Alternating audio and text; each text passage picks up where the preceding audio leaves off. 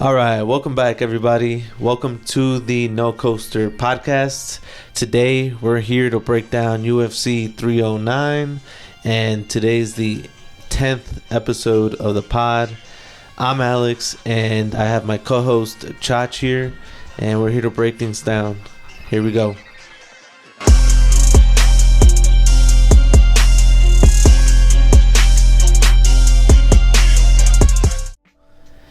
All right, let's get straight into it. What's going on, man? How you been? I've been good, man. Been good. Welcome back, man. Welcome back. We missed you here at the NCP podcast. I know, man. The prodigal son has returned, though, with a little bit more gold on. Hell yeah, man. It's good to have you back. And like I said, you chose a really good card to come back and break down. We got Jones versus Miocic. It's going down. Finally, we've been waiting for this fight for I don't know how long. I think they canceled this fight because he had an injury, right? Yeah. Rib injury, something like that. It's been too long. Miocic has been out for like the past 4 years, just fighting fires. and we're here just waiting. And finally, it is here. I'm excited for this one. MSG, baby. I know. Let's fucking go.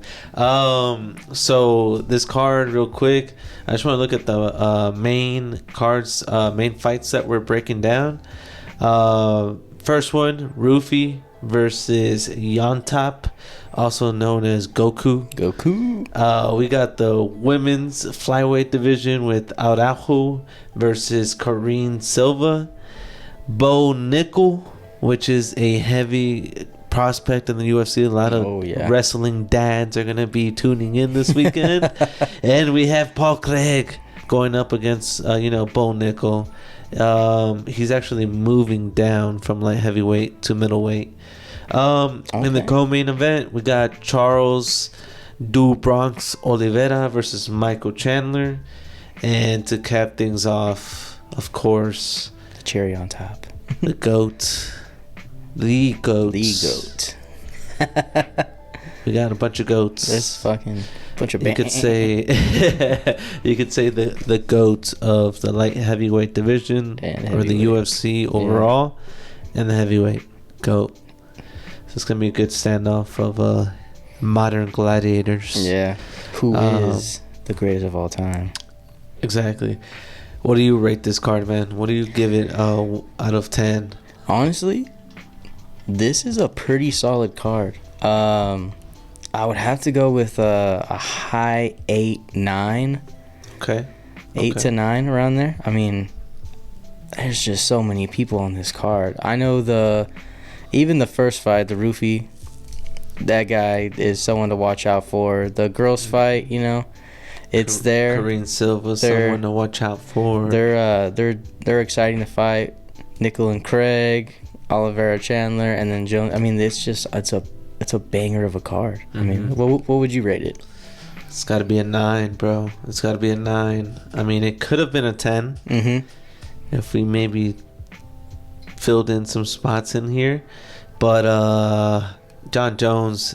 And bro, him alone would give this card a 9. Exactly. And you get all this extra stuff. I feel like it's going to be one of those cards where you're like, oh, we still have a main event. Like, yep. I think it's going to be that type of night. I think we're going to get spoiled. I give it a 9.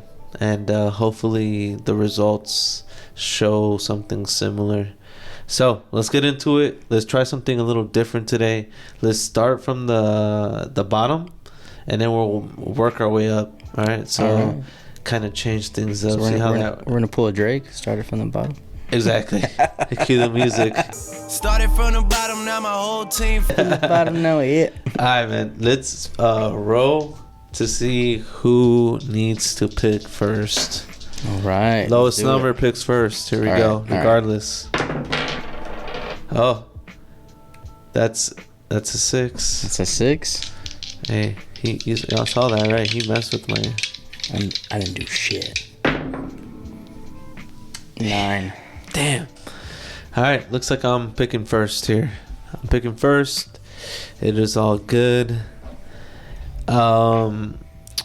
Rufy is a guy fighting out of the Fighting Nerds, which have been on a tear as of recently. These guys with Brawlhalla fighting like 2 weeks ago, knocking out. I forgot who he knocked out recently, who he won against. Next week we have Pirates, which I kind of don't like because he smokes cigarettes. He smokes cigarettes, and I'm just like, how is this guy elite MMA athlete?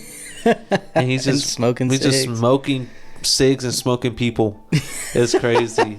So this guy, Fighting Nerd, they're calling him the second coming of the Conor McGregor. Notorious. Yep.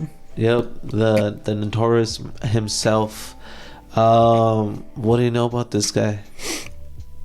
Man, watching the highlights on Roofy was good combos, and with his combos he throws good body shots, like good hard body shots to the ribs and like the solar plex area, which obviously damages their cardio and ends up taking, you know, that oxygen away.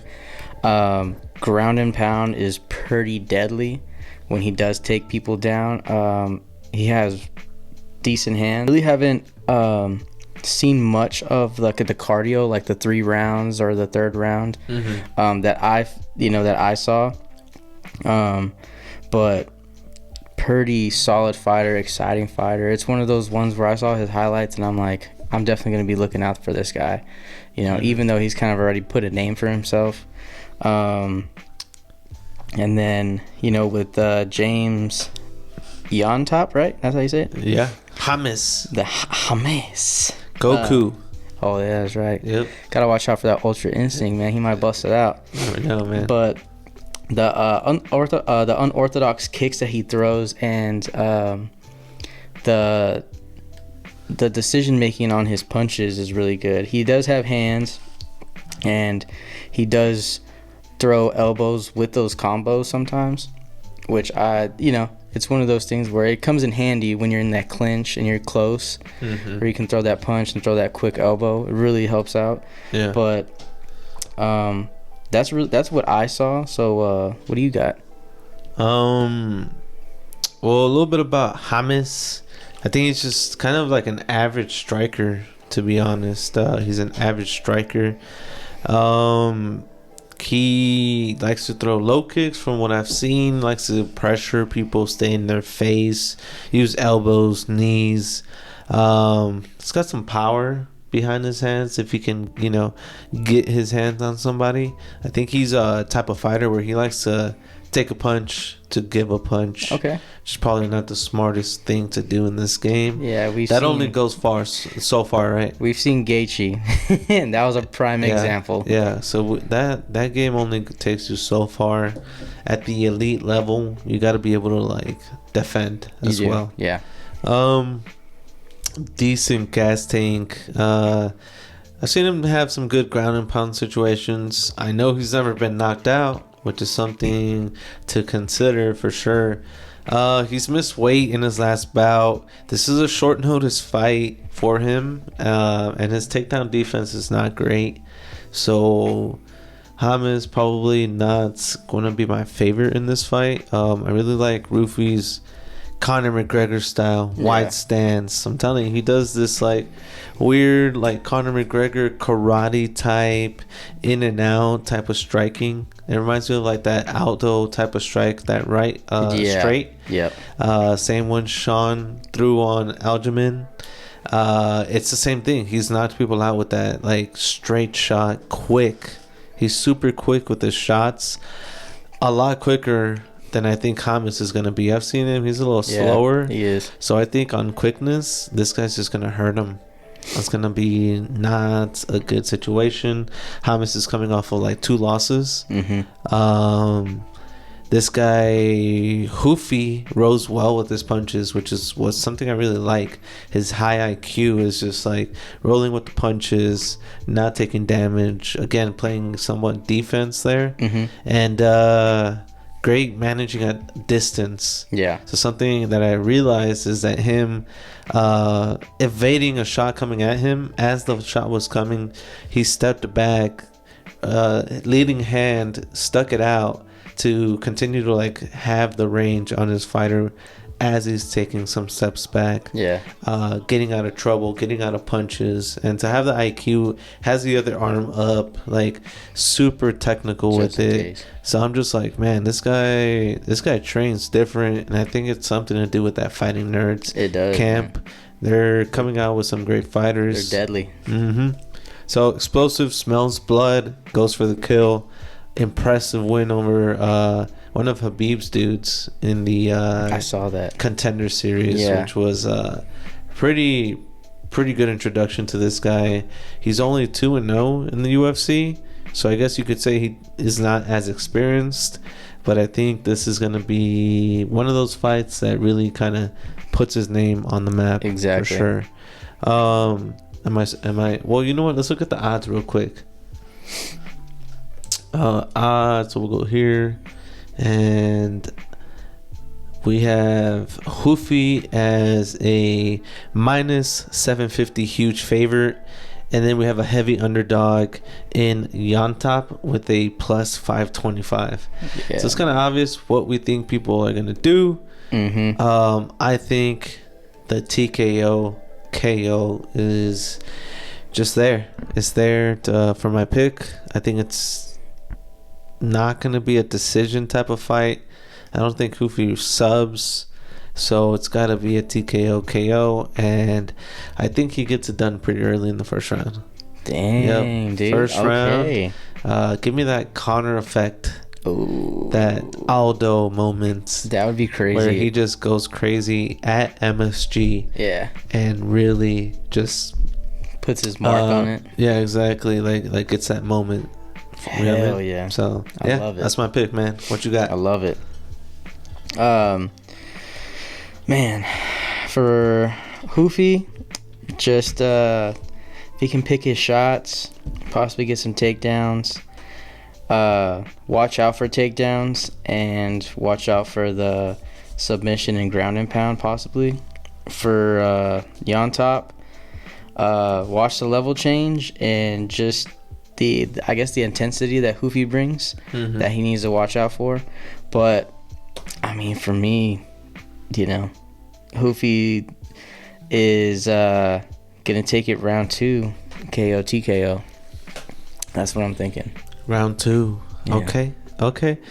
Yeah, man. I mean, this guy James has never been knocked out, so I mean, he's probably durable. Yeah. Right. So you might. I don't know, man. You might have me there, but I'm betting on that Connor moment, like I said. So Hey, I'm good pick, man. We'll see. If the We'll stars see what line up happens. in the fucking first round, bam, you got it. Yeah, I think it's just gonna be a mopping of the floor with the other fighter. So let's move on. Let's go to our second bout, which is going to be a women's flyweight bout. We have Viviane Araujo versus Karine Silva. She's the number 9 versus the number 11.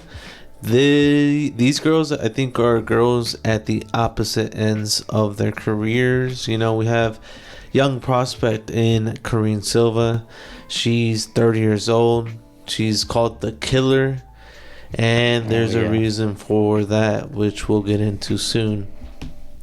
Viviane Araujo, older veteran in the sport, 37 years old, has fought people like Alexa Grasso, just big names, under her belt, and so she's fought the who's who in her division. So I consider her a gatekeeper for the division, and I think Karine Silva has a goal here, which is to make a name for herself. So let's get into it. What do you know about these girls? Start off, Vivian, fast, very poppy kind of jabs, really snappy, likes to throw knees and elbows. Definitely, I've seen that she picks her shots. She's very technical with it. When it comes to throwing, she just doesn't kind of throw a bunch of kind of nonsense punches. She will throw that jab, but she's looking for more, trying to go for the chin, kind of, to temple, possibly body shots. Yeah. Really, I mean, good fighter overall, to be honest with you. Then you got, Silva. Submissions are definitely a key. Can take you down and, go to work with that ground and pound and try to get some subs in. Not a lot of, highlight reels when it comes to this fight, but that's kind of just what I've seen, the highlights and the little bit of research that I was able to do on this one. But what do you got? I know Corinne Silva, she's got some nice stats going on here, honestly. 100% finish rate before her last bout against Lipsky, something like that. So she's finished like 17 fights out of 18, which is insane. And it's a mixture of like submissions and TKOs, and this girl can do it all. It seems like, again, very young fighter, former Olympic weightlifter. She's got good defense when she's on her back. She's very flexible. She does this thing where she puts her legs like up here, very flexible, like helps her like kind of have space between her and the fighter she's against. Great timing on takedown. She's got like a 72% takedown defense, which is gonna keep her up on the ground, although she can probably dictate where this fight goes. Viv is a good grappler as well. You can't count her out when it comes to grappling. So I think she gives Karine a run for her money. But this girl is just a finisher. She's just a finisher, and it's very technical, calm, patient, powerful, explosive. She's got a lot of first round finishes. She's got this nice front kick, which I feel like she uses to like for distant management, like just to make sure, like, hey, you come close, you're gonna get that. This toe is gonna be in your mouth, just in your, like, it's, I don't know, it's just crazy. She throws it so slick up there, without hesitating. She's not too experienced. I guess you could say in the UFC, although she is 5-0. But Viv has more fights in her record. So I think the obvious answer here is going to be Corinne Silva with the win. Was it my turn? No, it was your turn, right? Yes. It was your turn? Okay. Yeah. I think she's probably the favorite here. I mean, she's a minus 295, moderate favorite. Mm-hmm. Okay. And then Viv is a moderate underdog with a plus 225. So, I mean, it's not too crazy of a line, right? So, yeah. But I think for me, that number should probably be higher for Silva. Oh, yeah. I don't know. What do you think? Man, on this one, it's just... I feel like it's one of those no-brainer kind of things, you know. I'm going with this one. I'm going with the young dog, the killer. I'm going with the killer, man. Yeah. I mean, the highlights, what I've seen, the tenacity that she brings. She's just like, she wants to put like that stamp, like you say, like wants to make a name for herself. And man, with this one, I just feel like her style going against Viv. I'm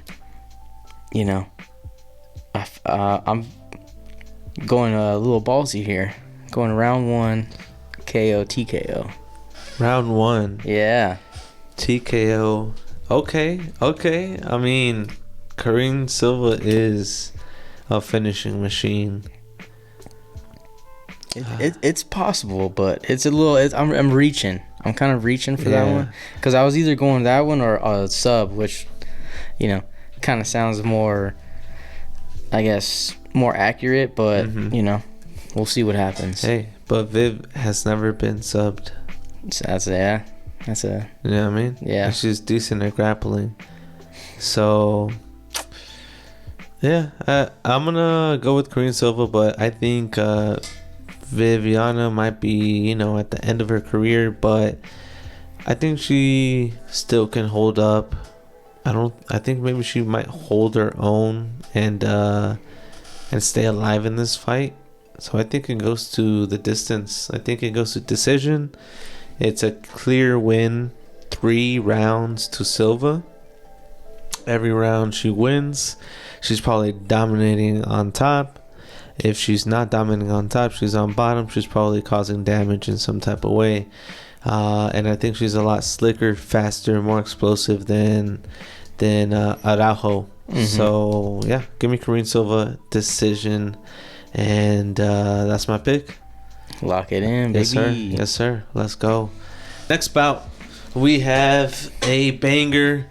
Finally, we're getting into the good stuff, man. We're getting into the good stuff. Let's go. Let's bring out the wrestling dads, because we got Bo Nickel in the house, which is a 3-time national champion in the NCAA wrestling tournament.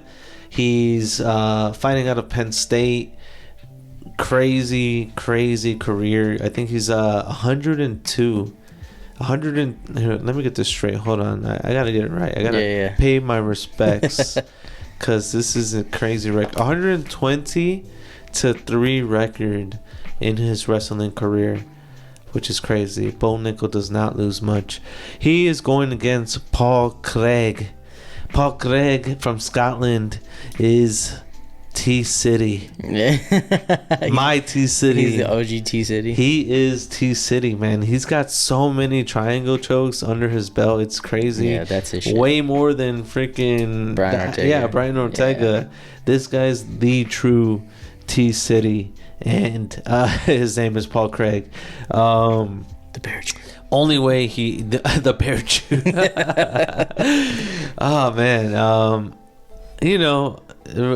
I guess we have 2 guys that probably aren't the best striker, although you can say Bo Nickel's not bad at striking. Yeah, he's not. He's got some decent striking, and I think it might have to do with people just being too worried about being taken down, right? That's a big thing. They're like got this wrestling maniac going to eventually it's not a matter of if, right? It's just when. When is it gonna happen? Just when is it gonna happen? Am I ready? And how am I gonna handle the situation? You're not thinking about those hands. He knocked out. What's his name? Let's look at his fights real quick, because he had a nasty knockout against somebody not too long ago.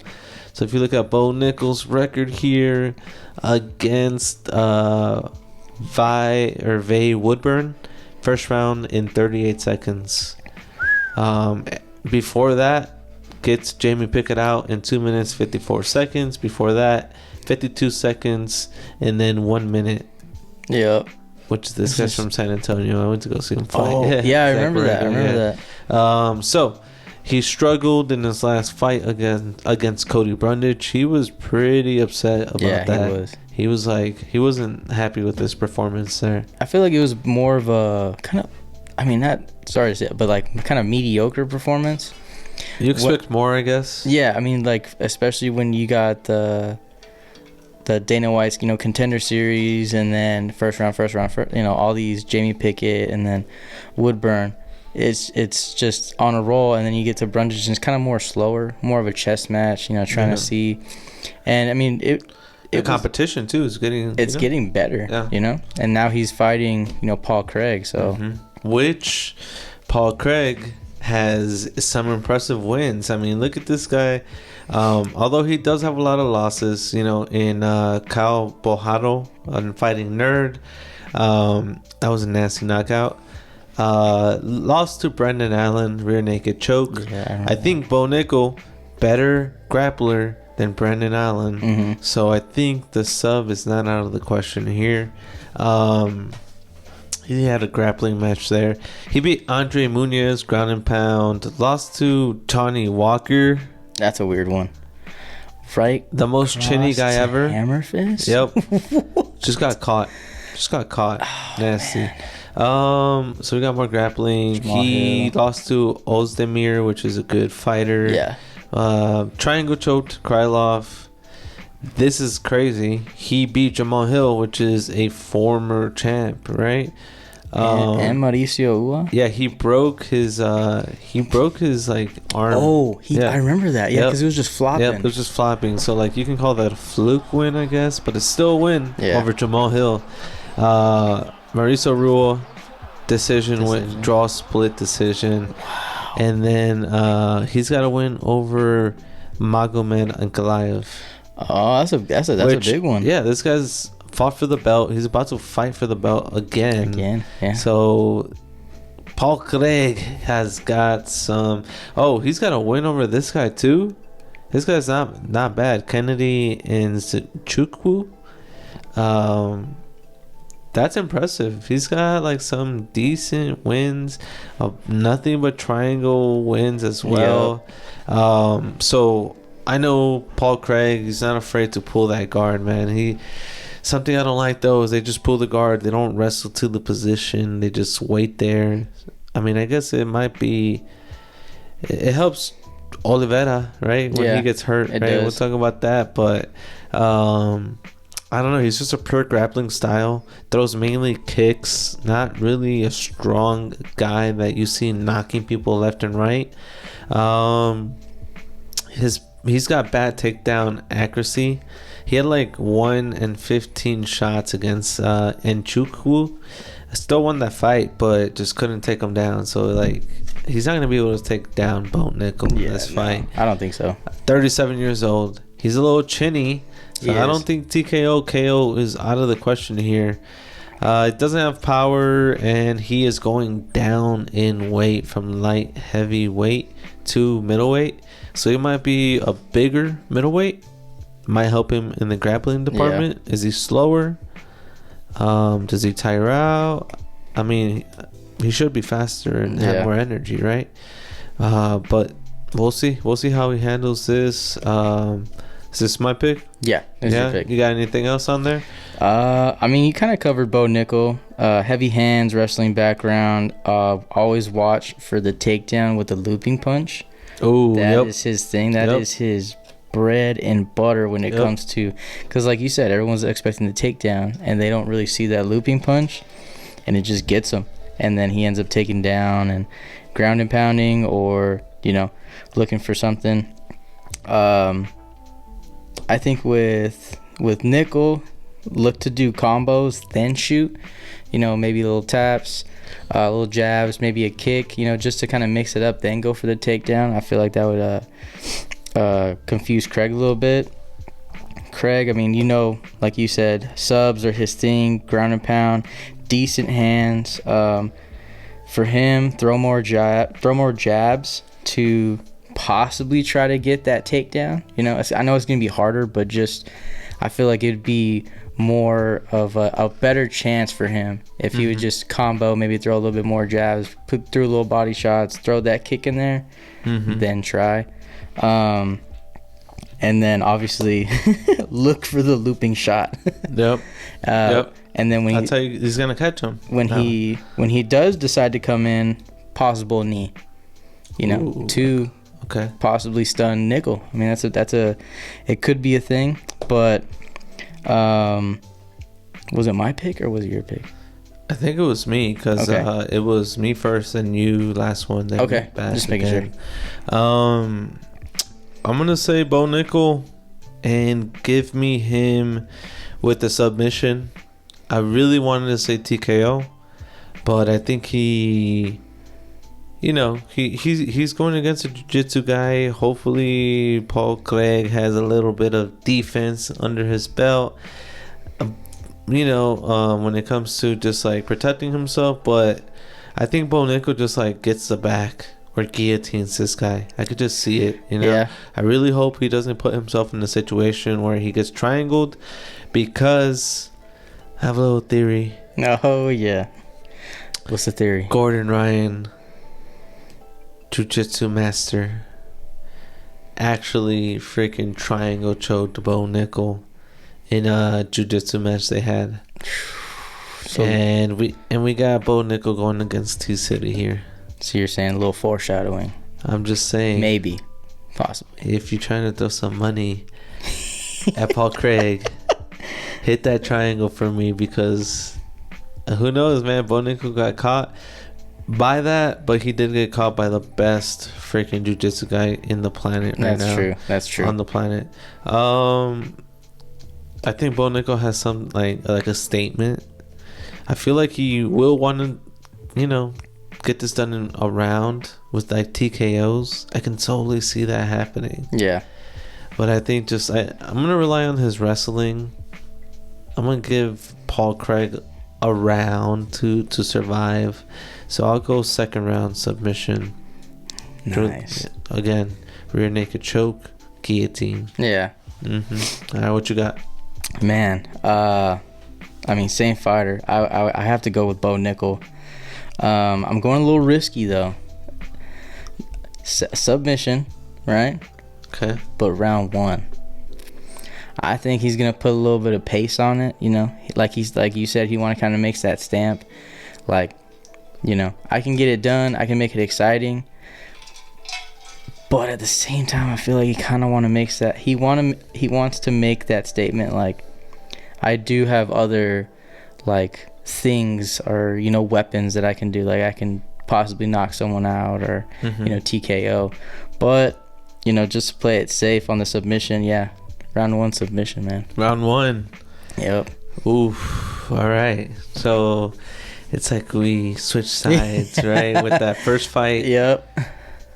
I said round 1. Now you got round one on this one. Yeah, man. I think this card's just gonna be awesome, man. I'm excited. All right, cool. So you said round 1 sub, right? Yes, sir. And I got round 2 sub. All right, man. Let's move on. By the way, Bo Nickel is the minus 1,000 huge favorite in this. Huge favorite. But I'm telling y'all, go for that triangle. I'm telling you, man, you're gonna make some money here. Listen to me. Do I have the balls to go for Paul Craig right now? I don't. But I'm gonna go He's Bo trying to Nickel. help y'all. He's trying to help y'all. I'm just saying, wild card. Yeah. All right, let's move on, man. Let's get into the co-main event of the evening. We got a banger. We have, this could be a main event in any pay-per-view. In itself, yeah. We have Charles Do Bronx Oliveira, which is probably one of the most exciting fighters in the UFC at this time. Oh, yeah. He is undeniable. Yeah, I mean, I love that. I love that word. Like, that guy, he has an impressive resume. He's gonna actually go against a former opponent in Michael Chandler. This is the second time that they fight each other. This is a lightweight bout at MSG, and I think the fans are in for some fireworks with this one for sure. Yeah, man, I'm excited for this one. What you got on this? This one, I mean, as you know, Oliveira has been in the game for a while, UFC. Love his style, what he brings to the table. I love the heart, just what he puts out in the ring. Always wanting to put on a show for the fans. Very fluid with his punching, fluid on the ground. Loves to get on his back and let people, try to get up in his guard.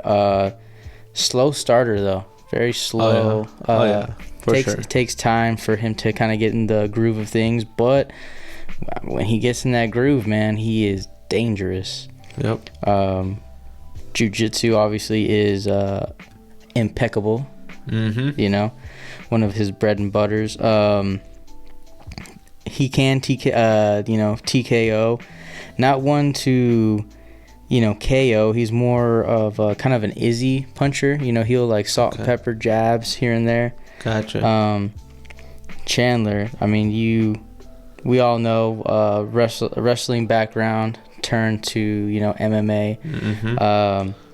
Bellator man. He made a big name for himself in Bellator. The And second Iron Mike that's fighting this weekend. that's right. That's right, man. We got Mike Tyson on Friday. Will Let's both go. will both Iron Mikes win?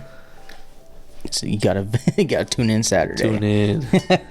But had a good reign in Bellator. Dana was pretty iffy on him just because of he was just a wrestler. Really, it was more. Let me see him and try to improve his boxing and his stand up. He does have heavy hands, and we all know that front kick is pretty dangerous. Dude, that still picture. Oh, it's so bad. Put it up right now. That still picture is nasty of Tony Ferguson, man. Tony Ferguson. That's another. I know. That's a topic for another day. Dude, that's a whole podcast we can make on. Yep. But what do you got on these fighters? Well, like I said, Charles Oliveira.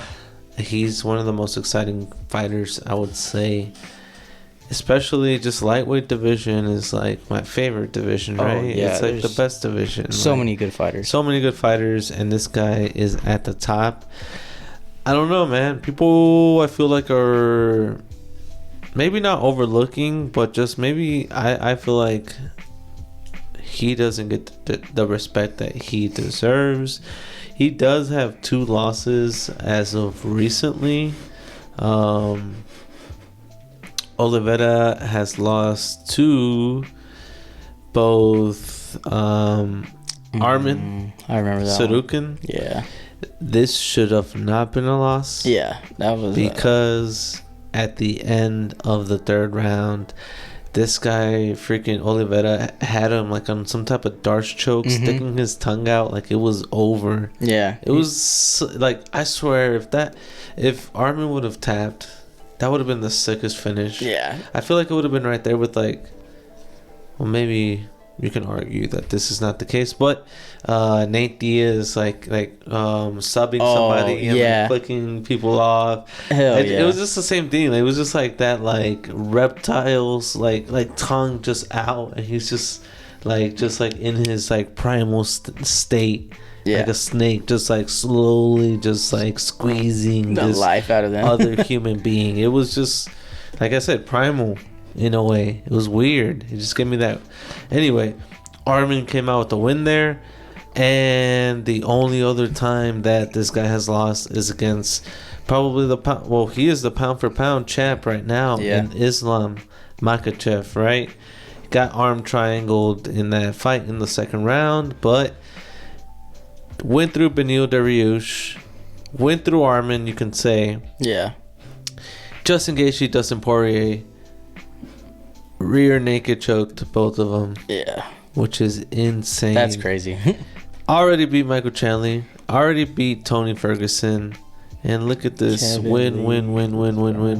Jim Miller. Another Jim Miller. Yep. Guida. Oh, gosh, man. So this guy, he was known as a quitter, like early. That's the whole like story of him, is he was known as a quitter. But if any guy has matured more than Charles Oliveira, it's got to be this guy. He's matured so much as a fighter. He's like the epitome of like a dude being there at a young age and like really honing down on his own skill set. Like, he's no longer that guy that I guess has given up in fights. He's gotten bulkier, he's gotten slicker in his fighting, like his stand up. And in his submission, he's the best submission artist in the UFC, right? Most subs, I think, still. I think. Yep. And going. Yep. So, and I feel like this guy can barely see, right? He puts on those big glasses. Dude, those glasses are thick. He can see into the future, dude. Yeah, I'm just saying, this guy got some LASIK. Who knows? He might be unstoppable. He might be. Oh shit! I can actually see. Ask Shara that. No, I'm just kidding. So Oliveira, man, he's freaking great. Anyway, a little bit about Michael Chandler. He's been off for 2 years. It's been a long time. This guy's 38 years old. Yeah, that's insane to be like 36 and be like, I'm gonna wait for this fight, and be 38 now. Because originally it was supposed to be McGregor. He's about to be 40. About a year. Yeah. Conor McGregor for But, 2 years. I mean, still, he waited. I feel like he just waited. They had Ultimate Fighter too. That's right. And obviously, they were supposed to have, the Ultimate Fighter, the fight night, and then it's the, Michael Chandler versus Conor McGregor. It was supposed to be like, the gladiators out there. Yep. And never happened. Sucks. Hopefully it does. Mm-hmm. But, I mean, this one, I feel like this is a better fight than Chandler and McGregor, to be honest with you. Yeah. This one's can go either way. Either way, Michael Chandler, very explosive fighter. He loves to feed on the fans. Mm-hmm. We're fighting an MSG. I don't know, man. I think that might be his downfall, though. I feel like if he puts it on too early, which he almost took out Oliveira in that first fight in the first round. Yeah. It was literally, if it would have been another ref, you can argue, it would have been done. Yeah. Couple more shots. Over. The same thing can happen here. But if it goes, and we know he starts off slow, right? Charles does. Yeah. So we can see Michael Chandler knocking him out in the first round. But I can see him gassing out too. And if he gets too excited with the crowd and wanting to make a statement, being off for so long and being like, I'm in this, right? Yeah. Like, y'all forgot. Y'all must have forgot. Iron Mike. Yeah. So I think the takeaway here is that Michael Chandler has to stay composed in this fight. Like you said, great wrestler. He says he's gonna take his time with this fight. He's the shorter fighter. He has a low IQ, I feel like, when it comes to fighting. Again, with the whole feeding to the crowds, whatever. He even slammed himself back with that, like while having Olivet on his back, which is something that you probably shouldn't do, right? Long layoff. Again, he's desperate to win. He's got a very wide stance, which opens him up for leg kicks. Yep. But I don't know. Like, he's recently said that he had the worst camp against Oliveira. And so I don't know if that's a factor. I feel like if he wins, he's got options. He's got like Makachev right there. He's got Conor still there. Yep. Maybe even Max for like a BMF. That'd be nice. If he gets an impressive win. Yeah. He's definitely got some roads opening up. He's not getting younger. No. This guy is gonna come in like hungry. Yeah. I need to win a belt. He has to. I need to go out with a bang. I agree. Not gonna play it safe. He can't play it safe. I mean, like you said, the age he's at, where the competitiveness is on in all these fighters. I mean, the best scenario is him winning. Yeah. And then all the roads open up for all these opportunities. Yeah. But I mean, man, and like you said, for Chandler, I mean, the gas tank. Is he gonna be able to keep that same energy? Does he save the energy from the first round and put it into the second, third, fourth, and fifth? And then to keep his punches composed too. Like, don't throw to knock someone out or to try to like TKO him. Like, stick with that jab, those combos, little things, and then throw your hard, KO punches every now and then. Because I feel like that's what he does. He throws those hard swinging punches, and that's just energy wasted. It's like that video game where you see the bar. Oh yeah, it's going down every time he shoots it. Yep. But and then with Oliveira, I mean, just for me, throw combos, get him into the clinch work those elbows, those knees to the body, take away his gas tank right then and there. Not maybe the first round, but that second round, so that way in the third and fourth and fifth possibly, it's already depleting. And then I mean, use his kicks, elbows, and knees. That's I feel like if he does that and he uses all his weapons, it's just a no-brainer. Mm-hmm. What do you got on the pick? For me, Charles Oliveira, round 3 submission. Man, we're gonna get every fighter the same. that makes me want to just pick Michael Chandler. just spice it up a little bit. Spice it up. Add a little bit of spice. This again, man. The undeniable factor for Charles Oliveira. You can't go against it. Oh, what are the odds on this one? You can't go against it, man. You cannot go against it. Let's check it out.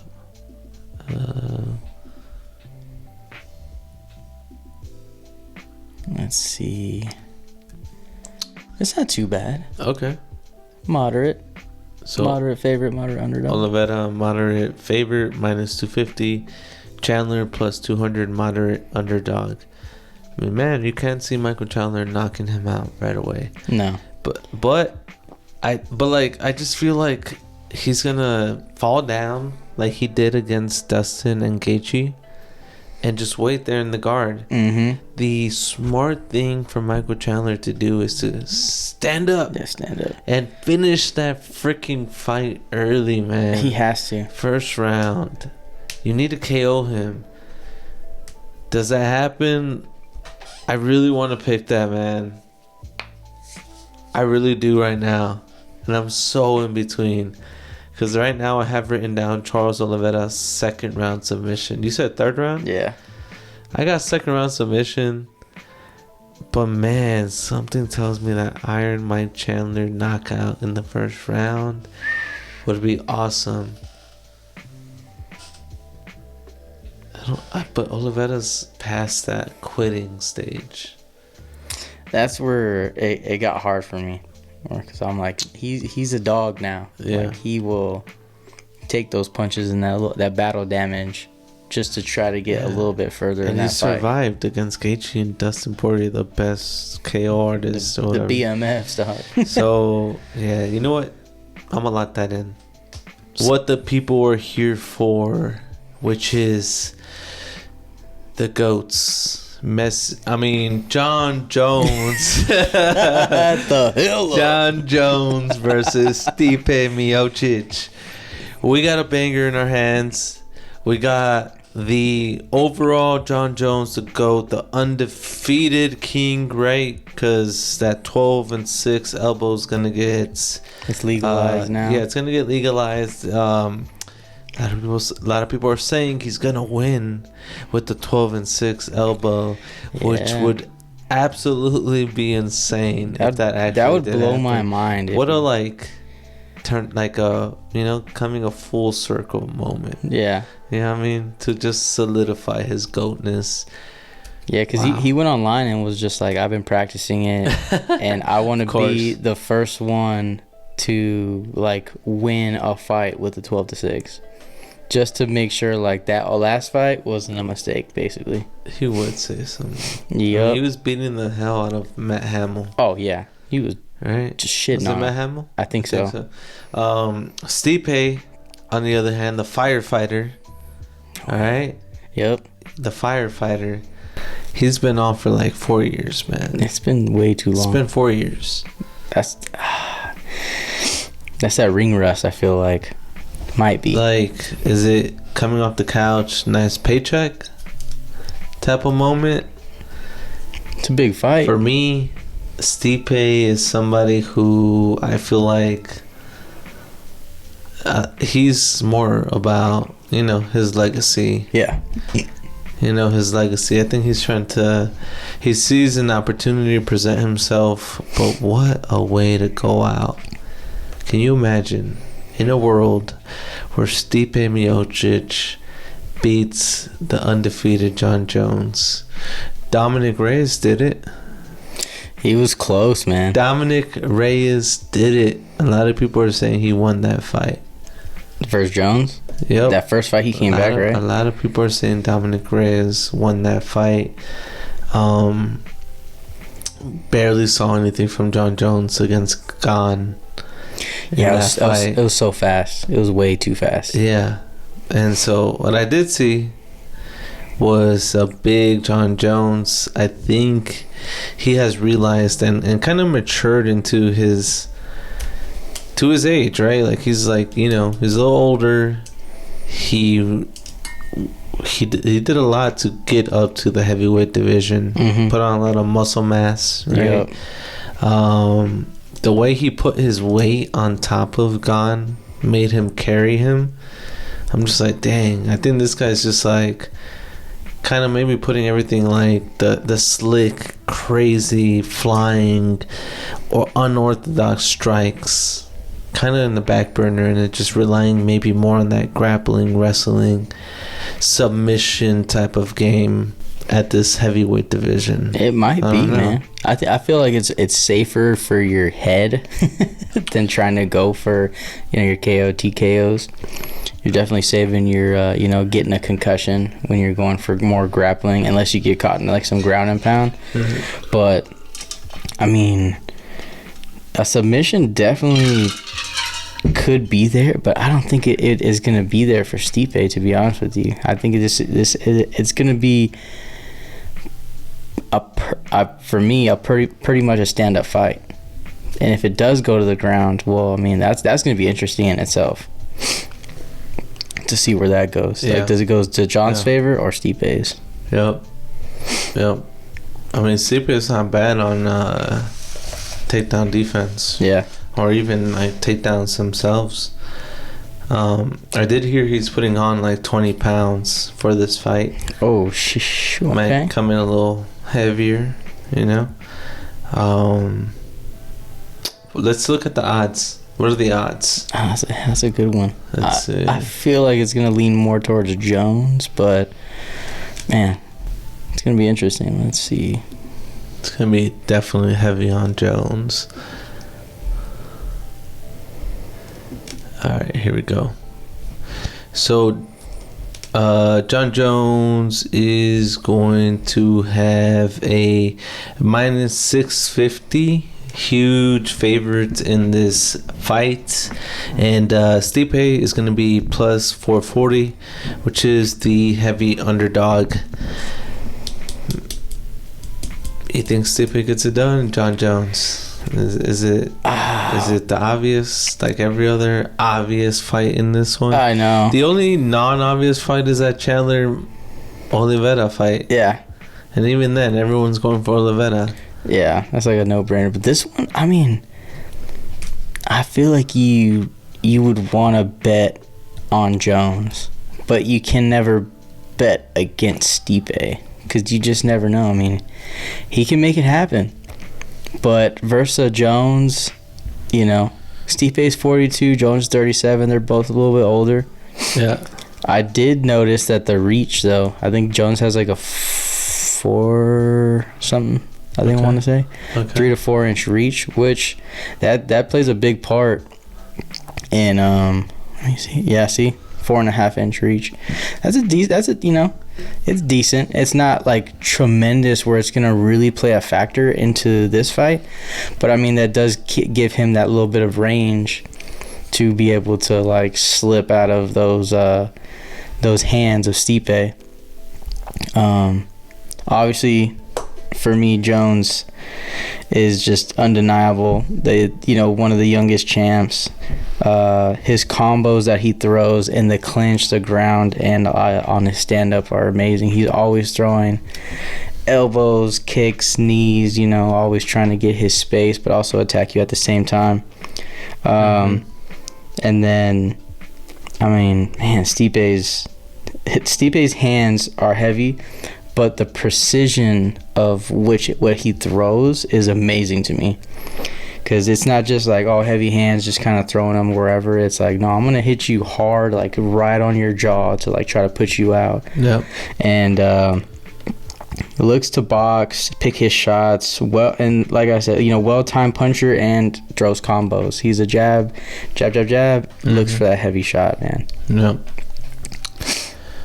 Yeah, I mean, man, Stipe, I always see that one knockout where he's like going backwards and knocks that one dude out, which is insane. Verdum, I think. Yeah, Verdum? Yeah, I think so. Verdum, or something like that. Yeah, man, Stipe's got that like those short punches that are just powerful. Yeah. You know, John isn't really known for his power. Again, I don't know. Like, I really want to see some crazy John spinning elbow attack or that'd be nice. some crazy kicks. But I just think, at this weight, I don't think he's as fast. You know, I don't think he's as athletic, as explosive, especially at this age. He relies heavy on wrestling. Stipe, like I said, he's got good takedowns, stays patient, solid boxer. He's Golden Gloves guy, right? He has a potential, Stipe, to pull off the greatest upset in UFC history this weekend. Man. The greatest upset. Needs to make this fight dirty. He has to. And not have John Jones have his way. And just get comfortable in there. John Jones starts to get comfortable. He starts to just dominate. Yeah. He needs to stick to the game plan. I think Stipe is really good at like reading the fight, like the way he adjusted with DC. He was like fighting him, I think in the second fight or third, and he made an adjustment, started going for the body, and dude, that played heavy. Which destroyed DC, got the win. And he's got the best of DC, winning 2-1 against him. So very good IQ on Stipe, but I think again, going with the whole undeniable factor, John Jones is definitely undeniable. He's been training with Gordon Ryan and Olympic wrestlers, which tells me even more he's going to want to put this thing on the ground. Maybe he does finish with the 12-6 elbow, but this is a legacy fight for John Jones. He's looking to win this fight the secure way, and the game plan, I think, is take him down and get a submission. Ooh. Okay. I was gonna say TKOs because I can see those elbows raining down. Yeah. But that grappling game, I think, is gonna be his greatest weapon here. I really wanted to go decision, but let's just go submission. Why not? Okay. Let's go submission. Why not, man? I mean, he did sub Gon. Stipe, I don't think has been subbed really at all. I don't think so. Maybe early. But I don't think Stipe, because Stipe got knocked out by Ngannou, but he got knocked out by Ngannou because he thought he hurt him. Like, he hit him, Ngannou, and then he was like, oh shit, I'm gonna hit him again, and then Ngannou fired. Boom, yeah. And then with DC, he got knocked out by like a lucky short punch. Yeah, and got knocked out. And so I'm just like, Stipe, man, like, he doesn't really make those mistakes, like, to get knocked out. And I don't think John Jones is looking for a knockout. He's never had knockout power before, unless he's raining down elbows on somebody. Yeah. Which I can totally see happening in this fight. But I'm just going to go submission, man. Just because he's been training with Gordon Ryan and these Olympic guys. Yeah. I think that's what the game plan is. So if the game plan goes according to plan, submission should be the win here. But I can't go from... Oh, let me pick a round then, right? Yeah. Let me go... submission... I want to see 3 rounds, man. I want to see 3 rounds of this fight. 3rd round. Hell yeah. What you got? Man, that's funny. Because on mine, just a little for Jones real quick. Is his gas tank going to be what it was at light heavyweight? That was a big thing. He's also gaining muscle and getting bigger. Is that gas tank going to be the same? And is he going to bring that same animal into the cage? That exciting Jones that we're used to, that last fight was super fast and it was exciting, but man, I'm like, push it out like 1 round at least, to get us somewhat of a fight. But he got that dub. And then Stipe, we know he has that gas tank. He can go 5 rounds. My thing on him, keep the pressure, but watch out for that clinch work that Jones does. That close punch, elbow, knees and stuff like that. But for my pick, all in all, John Jones. KO, TKO, and I had it between. I had second and third round on mine. Okay. But let me let me go round 2 KO, TKO. Round 2. Okay. That's fair, man. Like I said, I feel I can totally see raining elbows and punches. Yeah. I feel like it's just a good possibility. I can totally see that, man. That's a good pick for sure. Yeah, man. That's it. That's all the picks. That's all the picks to solidify this card. We might have chose similar fighters for all of these. I know, man. And it's very hard to not pick the same way of win and not pick the same round, but we did it. It's just gonna be up to whatever happens. Man, I still want to go back and choose Michael Chandler. I'm gonna regret that. Anyway, that was the one securing me the win. But again, undeniability. Yeah. John Jones, Oliveira, and I think we all come out of this UFC event just like all happy. Right, yeah. All satisfied with the great card overall. Hopefully, we do get to see more of John Jones. That's why I said the third round. You know? I agree. I want to see more of him. So, yeah, man, excited. We got we got old gloves, right? Old gloves coming back. Old gloves coming back, which is good because there's a lot of veterans in the fight. That don't like them. Right. They said it basically stiffens their hand or their fingers to where it's not comfortable. It's tight. That's what Jones was explaining. He's like, 2 weeks before my fight, they give me the new gloves, and he's like, it's weird. Why am I going to be practicing with these when I don't even like them, and it makes my hand feel weird? Yeah. So obviously, Daddy Dana came out and was just like, you know what? Let's put back the old gloves. These are what the fighters are used to. These are what they like. And let's, put it like that. Yeah. Another big fight, like you said. Another Iron Mike. Yeah. Actually, on Friday, we got the Netflix special, right? On Netflix, which is crazy. I think that's big, no? That changes the game, I feel like, That's the first pay-per-view. Combat sports? Yeah, on Netflix. Live event, too. Because everyone has Netflix. And what's going to stop people from a Friday night just being like, oh, Mike Tyson? What? Yeah. And then, boom. Imagine, I think they're going to break records. They are. I feel like this is... But it's an old man fighting a young boxer. Yeah. That's no joke. He's not the best in the world. But he's fighting all retired...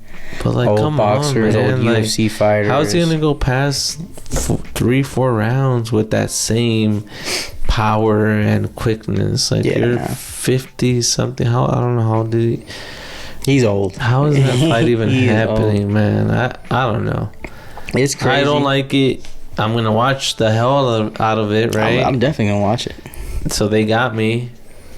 I guess they're taking my money since I have a Netflix subscription, but I don't know, man. I think smart move for Jake Paul. He's fighting names, right? His brother fought Mayweather, fought Mike Tyson. That's pretty nice to have on your resume. Yeah. Because I'm the only real fighter was Tommy Fury. Can you imagine, though, Jake Paul knocking out Mike Tyson? I can't. An old man just being knocked out in the middle, and then just ambulances and stuff just showing up. Dude, that'd be so heartbreaking. It really would. Because you think of, for me, Mike Tyson is the guy that you would think who's the craziest boxer?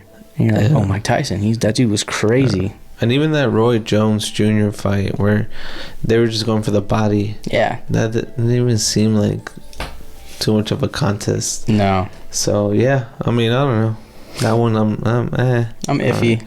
Yeah. I'm definitely gonna watch it, but I hope Tyson comes and brings that ruthlessness, because that's what he said. He's like, I'm bringing that Iron Mike back, which that's when he was going crazy. That's when he bit that dude, Holyfield's ear off. It's when he was like Iron Mike, Yeah. you know. And so he's like, I'm bringing that dog out, That tiger out of the cage, the tiger, you know. And so I'm excited. I mean, I'm hoping he's bringing some power and bringing that to the ring. But man, it's just like you said, young kid, old guy. It's just not a good look. Yeah. Money fight though. Well, Dana is getting into the boxing realm. I don't know if you've heard, but he's like investing in boxing and stuff. They had an event in Ireland recently. Really? So I feel like he might be the change in boxing, hopefully. Okay. If he can do what he does with UFC to boxing. Yeah, because I mean, what? Be From awesome. UFC to the slap, whatever. That's where he which went kind wrong. of died. That was kind of like I feel like a one and done kind of thing. Boxing, bro. It's crazy to see that slap shit, but boxing would definitely. I would feel like that's where he should go. Yeah. Yeah, man. Well, I mean, that's the card. Like you said, it's very, very exciting card. A lot of people tuning in. It's in the most famous stadium, or I guess arena Yeah. in the world, MSG. It's crazy because we're maybe look back at these moments and be like, damn, if I could just see John Jones fight one more time. Mm-hmm. So definitely don't want to take this fight for granted, right? We're in this like little era right now where our superstars that we grew up and loved are kind of making their way out of the sport and leaving room for The new talent. up and coming talent coming up, and it's like a passing of the torch. So this is one of those fights that this is just for the fans. Yep, you know, it's a fan we gotta fight, just for enjoy sure. it, no matter the outcome. That's it, man. That's the card. That's UFC 309, and that is your No Coaster podcast.